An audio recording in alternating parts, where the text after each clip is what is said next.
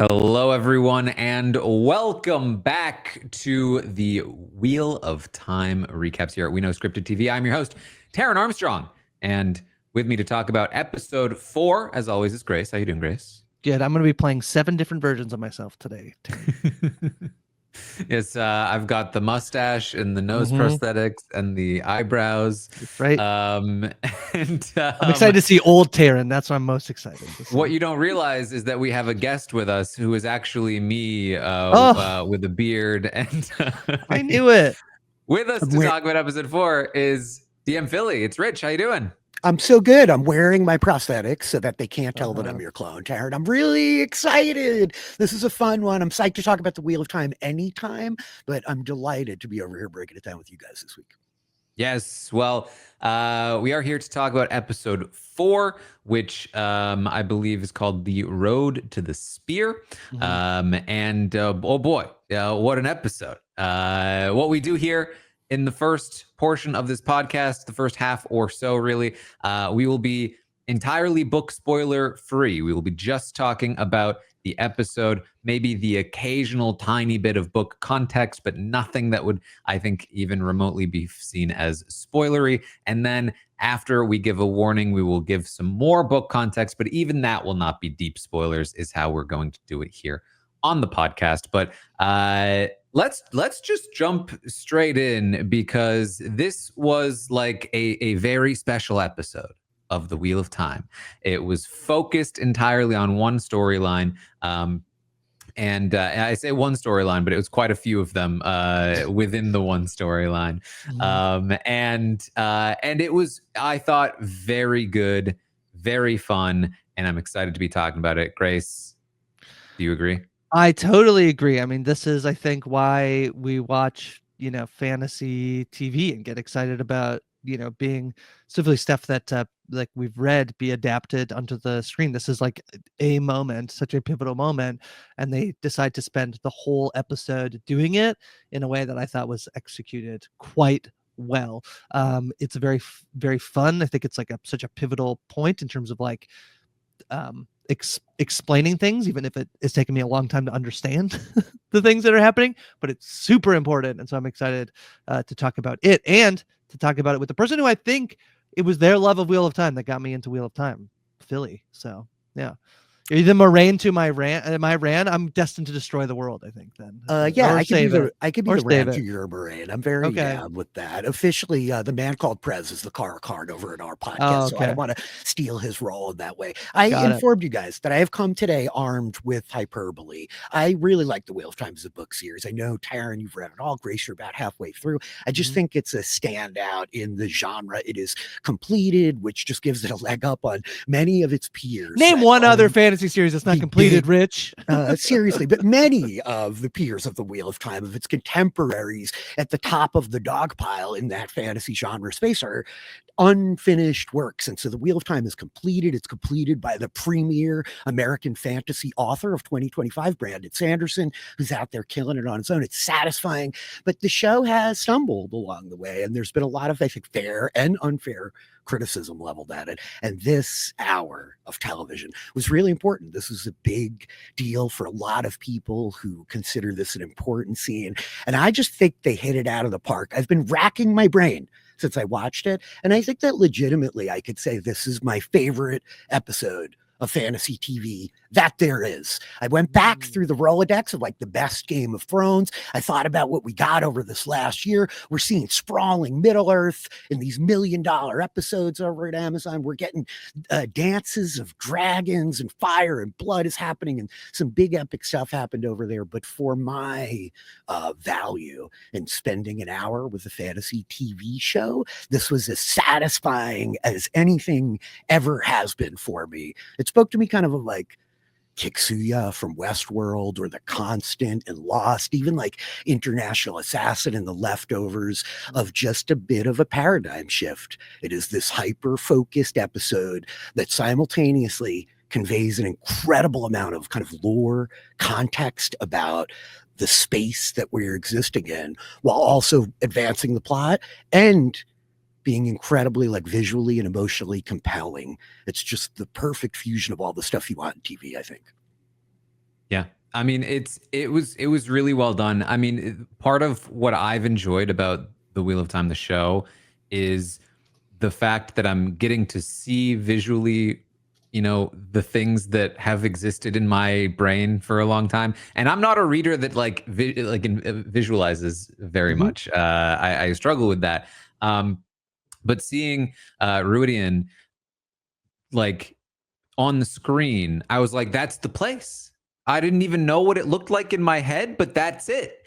And that felt really cool. And especially in a way where, like, again, like, I don't even know how to visualize a lot of this stuff when I read it in the books. And now I'm seeing it, and I'm seeing it in a way that it felt like it made sense. And I was like, oh, that's what it was like. I was like, when they talked about the pillars, I was very confused, but that makes some sense. And so I thought this was really cool. This is a moment in the books that is, it's not some epic battle. It's not some like dramatic, moment with the characters. It is a twist in the world building. Mhm. And, The Wheel of Time was, for me, one of the first book series I read, period, let alone fantasy. But this was definitely the first experience I had reading a series, or even experiencing a story where the world building was sort of a character on its own, a sort of thing that existed on its own. And this being like a plot twist within that felt really cool. Here is a people, a culture that I am learning about over the course of their history, how they got to be who they are, where they are, and the fact that, like, seemingly their roots are the exact opposite of what they are now. And what a cool concept that was to me at the time, and it still is. And of course, it's Brandon Sanderson that's going to finish this series after Robert Jordan passes away. Brandon Sanderson, very well known for exactly this kind of storytelling, as well, this whole idea of like world building as a character. And so I thought it was really cool to be able to experience that in episode form. I think it's a lot of information to convey in such a strange way, and yet they managed to accomplish it. And I thought it was fantastic. Yeah, I mean, to the point of Sanderson, he's the guy in the fantasy space these days. And when he speaks about the Wheel of Time, he does so with such affection and reverence for the same sort of thing that you're talking about, Taran, how it informed him as a young man reading the series about how you can weave a tapestry like this, right? Jordan is such a cultural ambassador. He draws from so many of our kind of real histories in the world of Earth to build this tapestry, to weave the threads of his pattern together into the story. And unlike somebody like Martin, who's really invested in kind of classical mysteries, who killed who and what's going to happen here, these mysteries of the world building that Jordan presents are really complex. And then he gives you these moments like the walk through the glass pillars that reveal so much context. And really what gets me is, we talk, especially in the fantasy space, you have to do this world building. And that can come off as a lot of exposition. As season 3 of The Wheel of Time, as we get into Aiel culture, there are more than a few instances where we're getting these kind of exposition dumps, and it's not the most elegant lore delivery system. But this, I don't mean to beat the horse, but it just felt like such a perfect fusion of the medium of television, of a 66-minute episode of TV using moving pictures and sound to create this incredibly emotionally compelling hour that conveys deep information that is relevant to what we've seen and will be relevant to anything we're lucky enough to get going forward. And in that way, like, they did it. They showed. They didn't just tell us what we had to do. They showed us something that made us care about what they're telling us. And that's a win. That's not easy to do, I think, in any kind of television production, let alone an adaptation where you're handcuffed by so many other kind of obstacles, Mhm. Yeah, I mean, I'm super interested to hear about people who are like not book readers, and how this works, because it still is like a fair bit, and it took me, even Mhm. like as somebody who's Dense. read through this, to like be going back. I think specifically, which we'll get into like more details, but the scene where it's like that version of like that ancestor of Rand, plus with like basically Perrin and Matt counterparts, who I'm Mhm. like, oh, like that guy, I can't, like, are they both played by the actors who play the other? Like, it looks like Donald Finn is playing the like Matt stand-in, but then not Marcus Rutherford playing the parent. And so I'm like a little like, okay, like I'm, and also trying to like remember what I remember from reading the book, so I'm like trying to kind of do it. I do wonder how much like, whether this episode, like, is there going to be a million like searches of like, what does this mean on the, like that sort of thing. But outside of all that, I think it is like extremely well done in the way that it feels emotionally like powerful. I think as we're like following Rand and everything that's happening, with also dropping us in and giving this like sort of unveiling and history of the world that is arguably, I don't know if you two have this, but it's like, this is where I sometimes get like hung up when I'm thinking about like doing Rich, like Dungeons and Dragons world building, where I'm like, I want to create my own world. And I get stuck on the idea that like, I have to be as thorough and deep as like, Tolkien was in terms of like inventing language. And I feel like I have to understand why all these people are here and whatever. And it's like the thing that it's so satisfying to see that skill set be done so well. This idea that you're talking about, Taran, about the way in which like this thing about the world makes so much sense. But now that we know, like, we didn't know it before we knew it. Now that we know it, it adds this whole layer of complexity to the thing, which is that the Aiel were protectors of artifacts and were pacifists basically, and how world events ultimately shaped like the differing of that path. I thought it was like it's a really excellent episode of television. I don't know if I'm quite ready to call it the best episode of fantasy I've ever seen, but I have to agree that it's probably up near the top, Rich. So objective statements are difficult, so I'm not trying to convince anybody else that it's the best, but it is, I think, unambiguously my favorite. And in the same way that so many other shows, I mean, it's paying itself off on everything that we've done leading up to this moment. As we sit here to record right now, over on r/fantasy, Wheel of Time season 3 episode 4 is incredible. It's like the #1 post. I know that a lot of people are really hooking in and identifying this is a standout of the series. This is it seems to be the consensus in the early hot takes that it's the best episode the show has produced thus far. And in the quick scans that I have done of TV only watchers, there is some confusion as to the density of information that is conveyed, but most of it seems to be answering questions that are like asked at the beginning of the episode. And so I think that way it feels a little bit more contained. And I didn't see as much confusion as I expected from show only readers, watchers. I mean, to be honest, when I read this, I was confused when I read it. Confusing when I read it as well. This was an immediate, like, I'm gonna have to read that again. Yeah.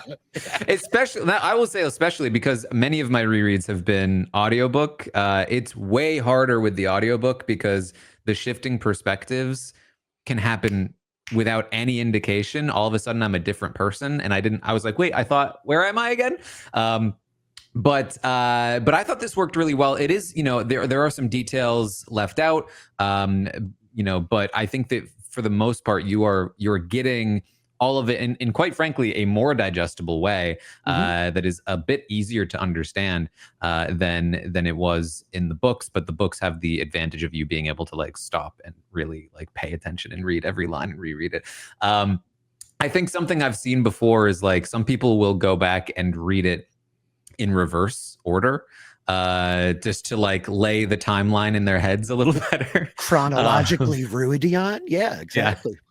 Yeah. But yeah, I mean, I thought, like I said, like seeing it visualized was so much fun for me. It's to the point where I was like, wow, it's weird that they're not naked, because that's that's the thing. That's what they do in the books. Listen, anytime we're talking about like, oh, what happened? What's different about this than the books? It's like, well, they're probably naked in the books. They are probably naked in the books. There's a lot of nudity happening, but very comfortable in Randland without clothes. Is it worth us doing a little bit of like, not a full plot recap, but a little bit of like, setting a little bit of like, this is what happened? Is that worth it at all for us to do? Yeah, I think we can. I think I'm most ill-equipped maybe to do it, but I could try. I am a verbose individual, if that's not clear to anybody who's already heard me, and it will not be a concise plot recap, so I'm not going to volunteer. Well, okay. Let me Let's give an do it attempt together. here. Let's do it together. We'll chime in when we need to. Yeah. Please, Okay. please point out anything that I'm off on this. But basically, if we want to do this chronologically, at the time of around the time of the breaking, you see that first. I guess the last scene you see, which with like the big sphere that has a name I don't remember. It's called the SHRAM. It is. It's like a research center at this like city of science, the Colon Don, which is irrelevant, really. Yes, and it might have been easy to forget, possibly because it's been like 4 years or whatever. Mhm. But there was a scene I think in season 1 Yep. where we went backwards in time, and look at all of the technology, right? This is very much it's the wheel of time. It's all about the passing of time and sort of things circling around again. And so the implication here obviously is that the breaking of the world destroyed all of the technology. They are now in like a different stage of existence. So this is back at the time that the Forsaken were originally alive, and you see Lanfear, who is not yet Lanfear, talking to Rand's ancestor, which did make me think like it would be funny if she recognized him, but obviously it's been a while. Yeah. He does look quite similar. And she's talking about like she's essentially a scientist. She's trying to discover a new method of like accessing the one power. She calls it the true power, which is gender agnostic. It doesn't matter what gender you are, anybody can access it.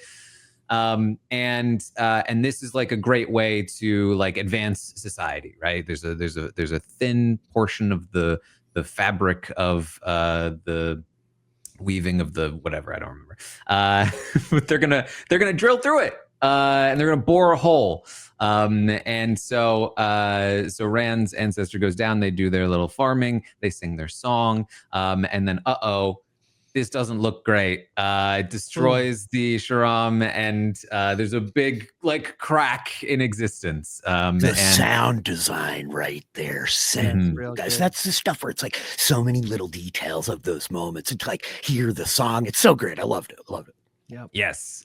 So this is kind of like the inciting incident of the entire plot of the show and series. This hole has been bored. The Dark One now has access to their realm of reality, and so this is.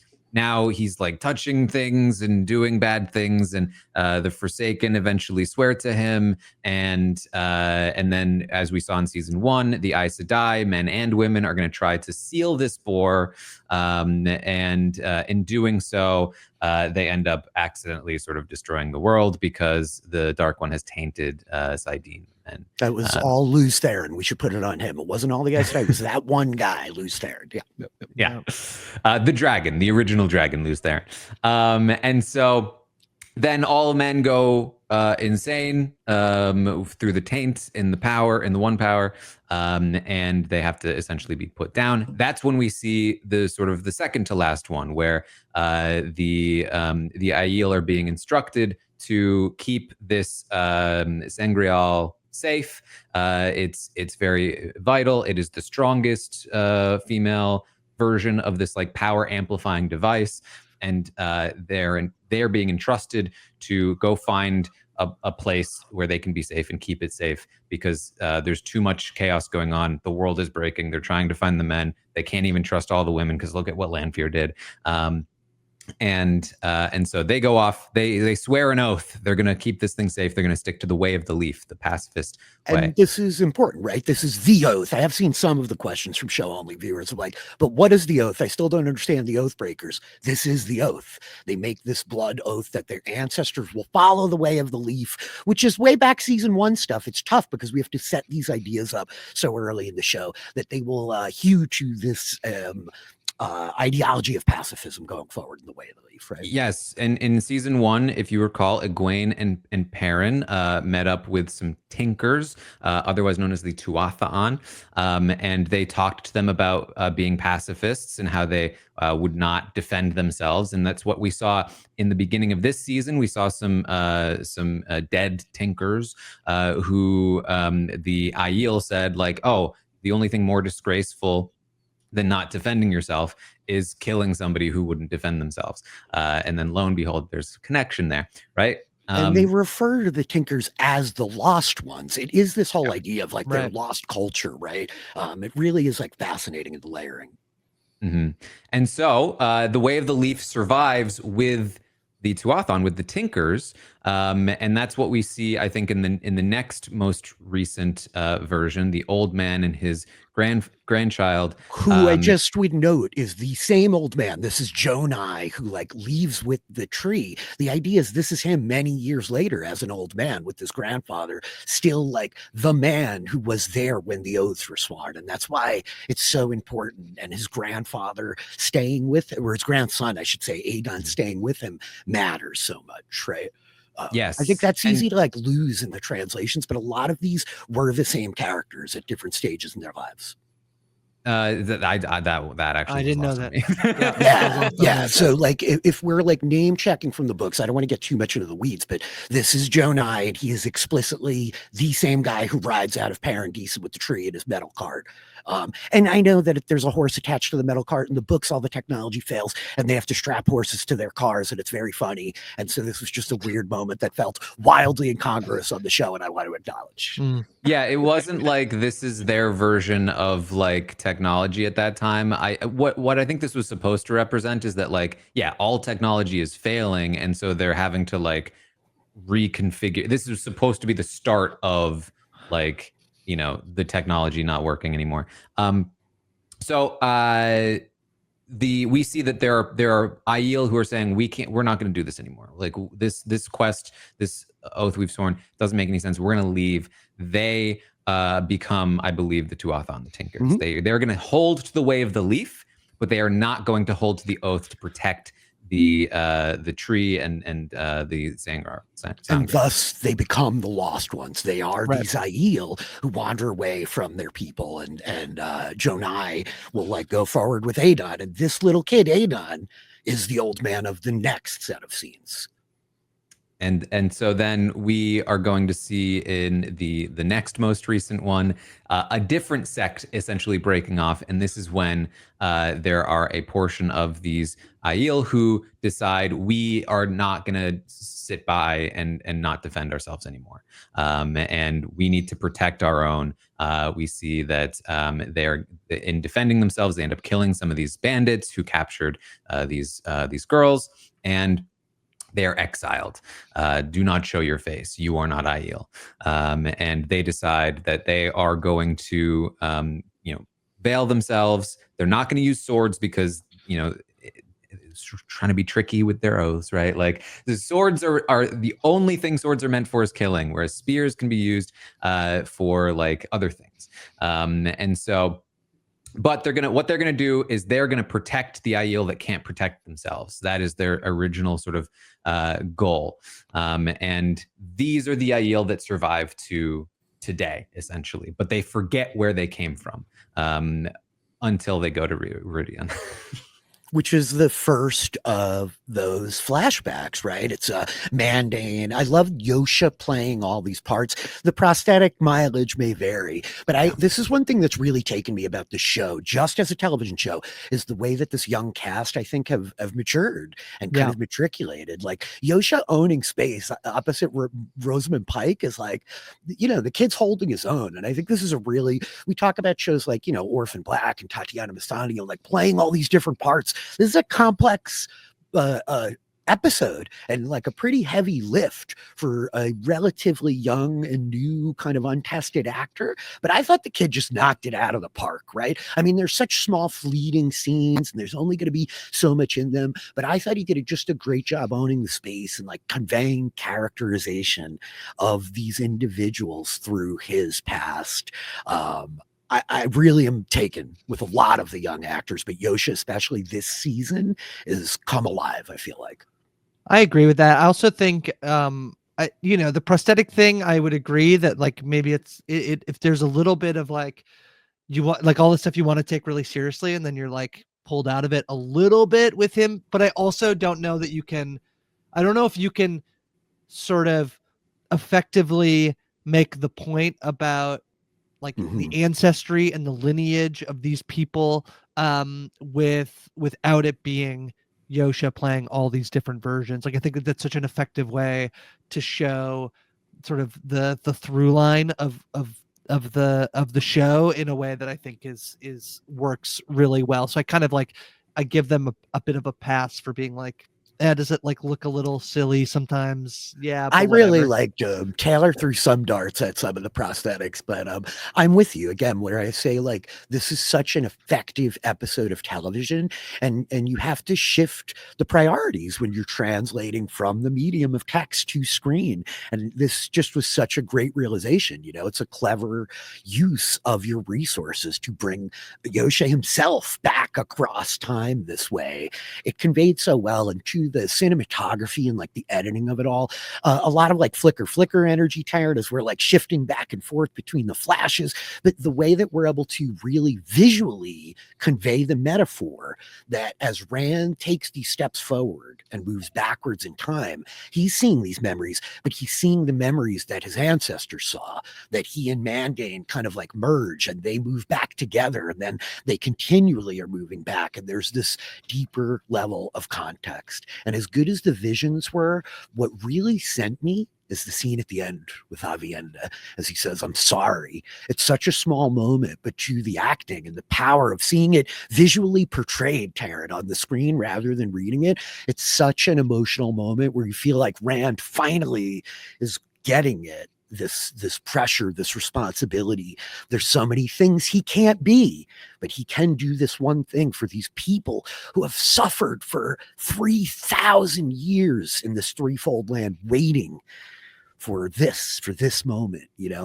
I just thought it was a great stinger punctuation for what was a pretty powerful episode. Yeah, and I think something that I never really even, I don't think it was like super explicit in the books or even meant necessarily intended in the books, but like I really enjoyed the we talked last week about how Rand is just a farmer who just wants to be a farmer. That's kind of the entire thrust of the point of the book, is that Robert Jordan wanted to create a chosen one who didn't want to be the chosen one. That's the central tension. That's the conflict in his heart, what we want versus like who you are and what you can have. It's so great. Exactly. And so to go back all the way to before any of this happened, and he was just a content farmer, like his ancestors, just a content farmer, I thought was such a cool connection, in a way that, like, when I was reading the books, I always, thought of his ancestry as the Aiel, as like, these pacifists / warriors. But like, if you go back even further, yeah, there is that farming connection, that sort of just like, I just want to do my own thing and be content in my place kind of thing. And instead he is, thrust into this position, to have to be something else. And so very cool stuff. So obviously the Rhuidean itself is the city that was built, I believe, by like the remaining, I believe they are called Gen Aiel in the books. I don't know if that was mentioned in the show. It is not, but those are basically the original Aiel. When Latra says that the true Aiel are all dead, that you've forgotten too much, this is why you come to learn your past. She's talking about the Gen Aiel. Yeah. Mm-hmm.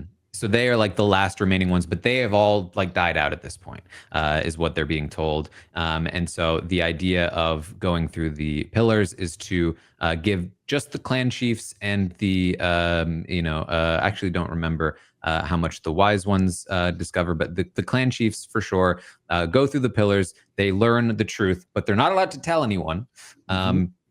And so they go through these pillars, and you can see that it destroys some of them. And we see that the brother of the guy from outside is in here, and he's like tearing his eyes out, because the truth of their origins is so antithetical to their belief system and what they, think they should be. And so to learn where they came from, that they are in fact oath breakers, when they hold oaths to be of such high importance, like literally kills them sometimes. And I so thought yeah. that was a really important note. I don't know how much it conveyed, Grace, that it's not like they're being assaulted. The magic of Rhuidean is not killing these people. They are literally like killing themselves. They cannot live with the truth that is revealed to them. It breaks their entire internal sense of self. And I find that very poignant, this particular moment in time in our history, to reflect on a little bit, our ability to reevaluate what we think we know and where we stand, and something that Prez noted in our coverage, which I thought was just a great insight, the way that the wise ones are expected to look forward into the future. They're going to see these variations of the future so that they can care for and kind of shepherd the people to reach what may occur, to make the best choices to preserve the Aiel as a culture, but that the clan chiefs have to look back so they don't repeat these mistakes, so that they have that context, and gender, like as a construct, as a fluidity, like I'm there, but Jordan as an author certainly is interested in this dynamism between the masculine and the feminine and the kind of energy there. And I find it interesting that we layer these kind of paternal and maternal roles on the wise ones and the clan chiefs, and the kind of responsibilities they have, that the more like violent men are expected to learn from their mistakes, whereas the maternal like mother figures have to learn about the potential failings of the future to care for the children, to care for the flock. It's all very layered in a way that I find really satisfying to chew on. I think in terms of the piece about the men who are going through and can't sort of sustain it, this is a thing I talked about last week. And when I was talking with Rosamund Pike, it feels like this is like the thing that she has like so centrally focused on, that I think is a really powerful theme, is the idea of duty and responsibilityness, and then the weight of that and the consequences of needing to be the person you are. Even in this episode that's so focused on Rand, obviously, and then Moraine as well, you also have that with Avienda, who suddenly has, she's going to go, she's going to have her spear broken, and she's going to go become a wise woman. That's a thing that she doesn't necessarily want to do, but realizes she's going to have to do it. And I do feel like that theme plays out particularly strongly. It's a thing that's, I think, really effective about the almost like the prophecy notion thing of like, who can make it out. It's not about, are you literally physically strong enough to make it through past the crystals? It's, can you sort of, bear and hold on to this responsibility of being the person who has to see what is the history of your people, and then be able to like lead those people after you come out through that journey. And I actually think that, like, just to talk about Rand and Yosha for a second, I also think the result of this, the ending, is like it says so much about Rand. I do feel like he can be somebody who, I think more so from the books than from the show, probably can be is this fair? He's like, can be annoying. He can be a little, it's like, yeah, bro, it's huge, like, like come on, Anakin Skywalker energy. Darth He's like a Rand, whiny yeah. teenager a lot of the time. He's complaining, and it is that central tension of like, you can't have what you want. Go tell any teenager they can't have what they want and see what you get in response, right? And so this moment when he realizes, like, okay, like I think I get it now. I think it's really powerful, and it is a really strong character moment, Taran, I think, for Rand. Yeah. And I think that it also, like, this is a great moment for Rand and Moraine. There's been a lot of tension between the two of them. She is very explicitly manipulating him in various ways, and he, that he does not like that. He doesn't know all the ways that she's manipulating him, but he certainly can see that she is, or trying to, and is trying to extract some promises from her. She's like, I'm not going to be able to promise you that I'm just going to let you, just do this. And then at the end of the episode, him waiting for her, carrying her back, it felt like a moment for their relationship that has the potential to change their dynamic, which I think is very interesting. But I think, speaking of Moraine, I thought that Moraine's visions were, they weren't like the central part of this episode, No, but the but they way that were they awesome. did them, I thought was incredible. I cannot wait to talk to her about how many times she has to be slit in the throat by Natasha O'Keefe. It's many times, Taran. The spinning Yeah. was so effective to Yeah. convey just like how disorienting it, because it felt like the second we get into that, I felt myself just like losing my grounding as like they were spinning through variations of the future of different things that could happen. And I thought it was just a perfect way of conveying how she was feeling. And when, to the point where like when you go and you see Rand interact with Avienda and she's like, yeah, Moraine's still there, you're like, oh my God. Like this whole time. Is huge Doctor Strange vibes. I mean, it really, what I love about it, it's such brilliant cinematography because we're able to convey a lot quickly. It's literally moving like a wheel when we think of wheels rolling forward on a car, but it's not a wheel, Grace. As Don Draper might note, it's like a carousel, right? And it's moving like that carousel through, but it's such a, to your point, it's this powerful like visual disorientation that immediately pulls you into it. It's got this kinetic energy as you're watching that I felt so drawn into that. And Natasha O'Keefe like is stealing every scene that she's in the show. The two of them together, I think, are incredible. And as fleeting as all of Moraine's visions were, they really conveyed a lot. They were powerful. And just to note, like, we don't see this in the book. We acknowledge that like Moraine does a thing, but this is new for us. And it was so satisfying, which just reiterates what I was saying earlier. Like, this really is the episode that defines, this is why you adapt a series like this, to hit these kind of moments. And they just nailed it so well. But I can't echo your sentiments more, Taran. I thought it was a brilliant use of the camera to like show this crazy moment. Well, last week too, Taran, we get through a little shade on the show where we were like, the CGI in that first scene, there's some that looked amazing and there's some that like, whatever. Fair.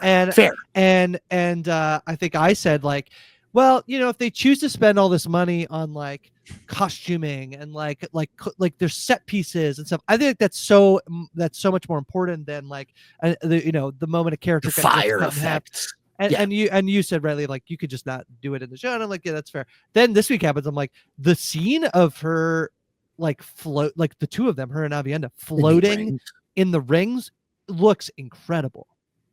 It looks so it's good. A great metaphor, Prez pointed out, to the throwing themselves in the river, that women's circle kind of episode 1 moment of surrendering to the weaves. And that, again, that masculine, feminine, the difference between Sidene and Sidar, that the Aes Sedai and the female channelers surrender. And like Logain tells Rand, you don't surrender, you grab it, you take it, you have to hold it. And that is an important dynamic in the ways that they're going to engage with the weaves going forward. Yeah, we also get that scene in the beginning of the episode before they enter the city with Lan and Rand, where they're talking about the sword fighting and growing up with Tam, his father, sword master, who taught him about the flame and the void, which I know a lot of book readers have been waiting for. This is like a very in the books, you're in Rand's head. And so this comes up a lot sooner, that like he has this concept of the flame and the void, which is something that he uses to center himself. And so very, I think gratifying thing for book readers, but also just like a cool concept to introduce into the show. Really, I mean, the mirroring between the Wheel of Time and Dune is strong. I know that you have become quite affectionate towards Dune in recent years, Grace, but the whole notion of like the Kwisatz Haderach and like the genetic memory looking back is all right there. But all of this really got me too. The flame and the void always speaks to me a little bit like Paul's mantra, fear is the mind killer, and this notion of like closing everything out around you. It's a thing that's been like notably absent, I think, for a lot of book readers, because it offers this direct juxtaposition to picture a flower bud with the Aes Sedai kind of means of manifesting channeling, the way that Nynaeve keeps bouncing off of that, this kind of, again, male side of the flame in the void. It just is a cool shout out. It's one of the Easter eggs that I thought was delivered pretty elegantly without feeling like it was forced in, like a Mandarb joke with no context or whatever, you know? Yeah. And I would say the end of this episode, like I said, was just super powerful. I really like the way that they did it. Showing Lan and Egwene both struggling to not rush in, and the just like how much time has passed. It's been 2 days since Avienda came out. It's been 7 days since they went in, and then to just a completely dialogue free scene at the end of Rand carrying Moraine out, and the like little interactions and sort of like the body language that exists there, I thought was really a really effective way of ending the episode. I assume that coming into next week's episode, we'll get a bit more like fallout and explanation and stuff like that. But I thought it was the perfect way to end this episode.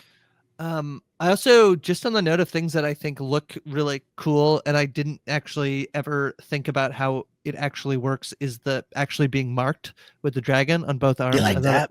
I thought it looks so cool. I mean, I know we get the one clan chief, we see his one arm and then learn that like the dragon reborn will have two. But when they actually do it, it's like, oh, that looks super rad. That's super cool. It was important too, because it could have looked so cheesy. That's one of these moments that like you really could lose people after like this whole cool 40 minutes of like walking back through history, and then he gets some like carnival level tattoos on his arms. But I thought it looked awesome the way like the skin burns in. And then the other note, it's not book stuff at all. It's all like kind of the context of this episode when Moraine talks about the fog feels dry. It feels like leaves moving through, and there's that notion of that literally physically marking him as the dust is like clinging to the girls' faces in the rings, Avienda and Moraine. Now it's like literally burning itself into his flesh. He is marked by this experience.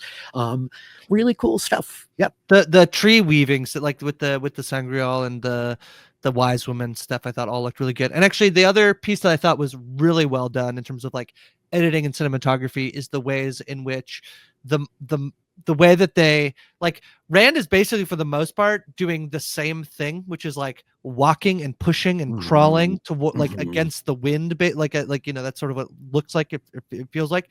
And the way that they can still like take moments from each individual person and have it be like putting their hands on the ground or a step forward, and it being like almost like the like almost like not staticky, but the like quick back and forth flicker. Yeah, I thought looked really impressive and was really well done. So. That's what I'm saying. I thought it was just such an effective way to convey that he is walking with his ancestors into the past, right? That once he like kind of breaches each one of those scenes, we can presume that some of the people in those scenes did walk past, right? And I just thought it's great. And that connective tissue, I think, is really easy to overlook the thread from scene to scene because the names are so fleeting. In half of them, you get one person like, oh, old man Adon. And then you realize in the next scene, he's yelling for his grandson, Adon, where are you?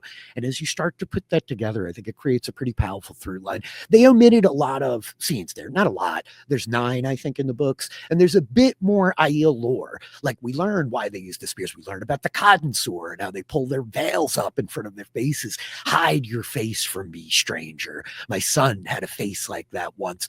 I don't want to see it on a killer, right? A lot of the dialogue pulled right off the page using Jordan's words, and I thought it was just delivered really well. You had so many small bit actors, extras, right? These like guest parts that are coming in for these little beats of like that kid's mother and the grandfather. And I thought they all delivered really effectively. Like you could have lost a lot of power in any one of those segments, but they all were pretty strong across. The final note I had is because I saw some questions about it. The old woman, Latra, who summons the columns. This is the same woman from the like season 1, episode 10, Cold Open, where we do go back in the past with Luz Theron. She's like the analog for the Amelin seat at the time. We've seen her on the show before, Latre de Posay, as the Tamerlane seat. And I think a lot of folks were like, who's this old lady? And there's a little bit more context, I guess, in the show for you. Also, in this episode, she's the one that Yes. hands off the Absolutely, yeah, the Sangreal to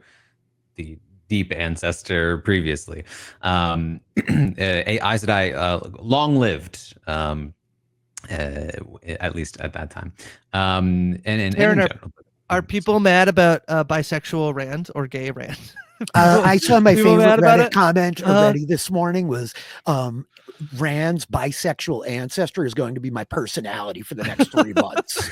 So I think that there's a lot of fanfare. Taylor identified that moment as magnificent, that all will be well, and all things will be well. The idea is that, you know, I talk about Jordan as this ambassador of culture, the whole thing of G.E. Toe, and we talk about it very early on in the servants, that it's like counting coup in the Native American culture of the Plains tribes once upon a time.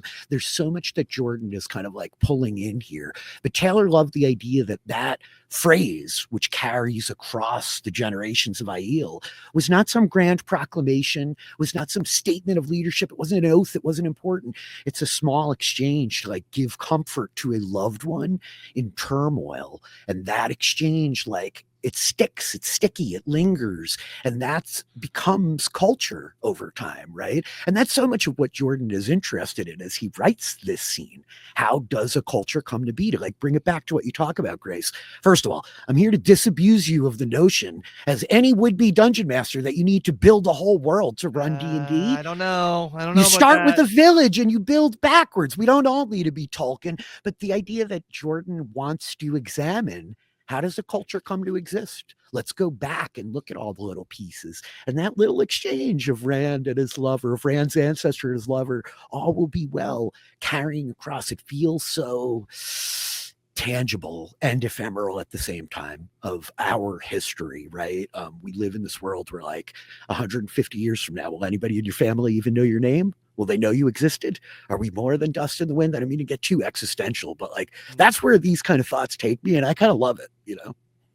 Yeah, and another aspect of it, in one of the first like flashbacks about like those who don't do this will be forgotten. This idea that like being forgotten is such a bad thing, and of course that's sort of the entire culture.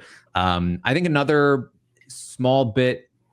And I guess we are doing a little bit of extra book context here. Still spoiler free. I think this is all, you know, perfectly. It's just providing some extra context. But like, I believe from my memory, one of the reasons why the Aiel were trusted with this task is because like there was this story about like thousands of Aiel trying to reason with like a mad male channeler, and like not fighting him, just peacefully being like trying to reason with him.